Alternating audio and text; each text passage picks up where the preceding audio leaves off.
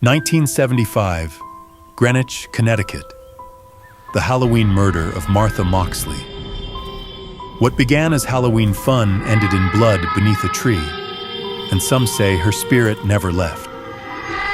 Halloween night in Greenwich, Connecticut was supposed to be a night of fun. Children and teens filled the quiet, tree-lined streets of Belle Haven, dressed in costumes, their laughter carrying into the crisp autumn air.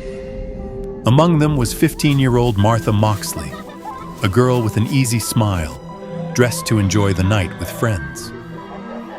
No one imagined she would never return home. The next morning, the illusion of safety in this wealthy community shattered.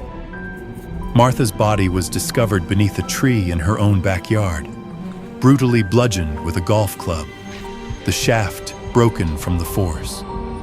Her costume was torn, her spirit extinguished on the very night meant for masks and merriment.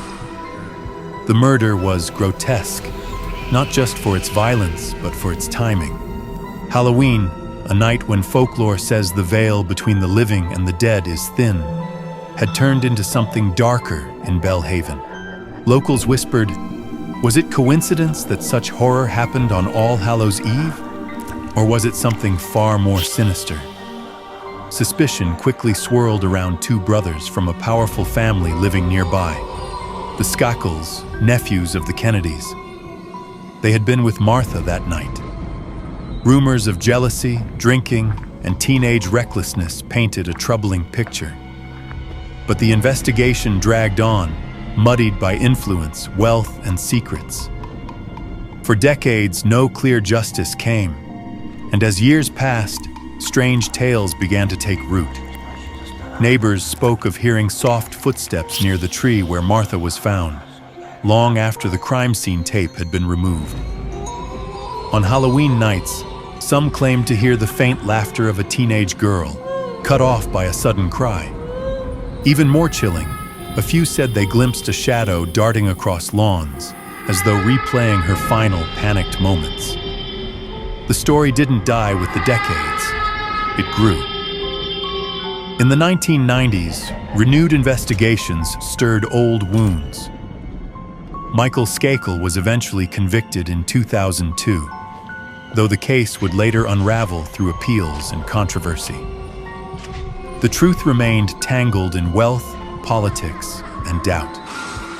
And so the legend persisted, not just of a murder, but of a spirit denied rest. The twist, though, lies deeper. Old Greenwich histories speak of the land itself, once a patchwork of colonial fields where executions had taken place in the 1600s.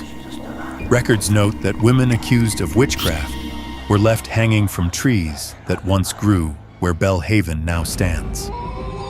The land carried blood long before 1975. So when Martha's life ended violently beneath a tree on Halloween night, locals could not help but see more than coincidence. They began to believe the land itself had claimed her, that the curse of forgotten executions resurfaced through her death. And today, each October 30th, residents say the night air grows colder than any other time of year. Some swear they hear the crunch of leaves and the brush of a presence unseen. Whether it is Martha Moxley or something far older, one truth remains.